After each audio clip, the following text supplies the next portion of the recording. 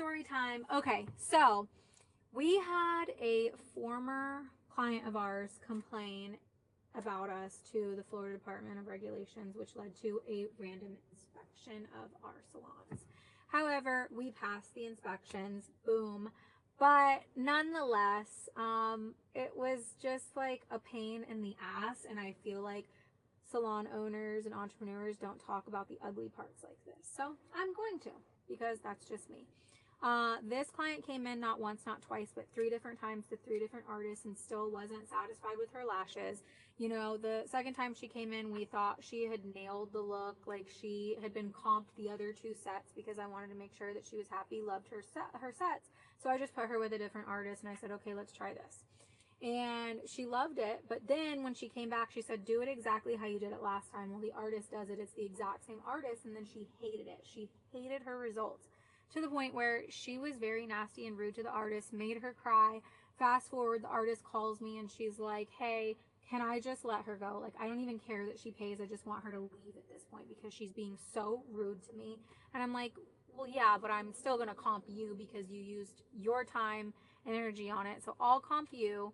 I'll take the L, just let her go. I'm just going to blacklist her. So I did. Client does get blacklisted. I end up reaching out in a professional manner and I said, hey, listen, so you've been to 3 different artists at this point, and unfortunately, I just don't think we're a good fit for you. And that's okay. You know, we're not going to be a good fit for everyone, and everyone's not going to be a good fit for us. So it's a working relationship, and it is what it is at that point.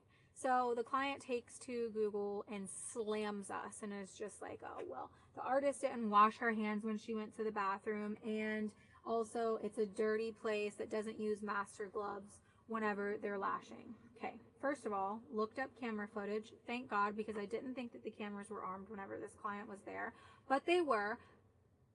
Artist never even went to the restroom while that client was there. Not before, not after, not even during. So what are you talking about? That's number 1. Number 2 is she also said that we don't wear master gloves when we're doing lash services. Fun fact, in the state of Florida, you don't have to wear a mask or gloves when you're doing lash extensions. It's not required.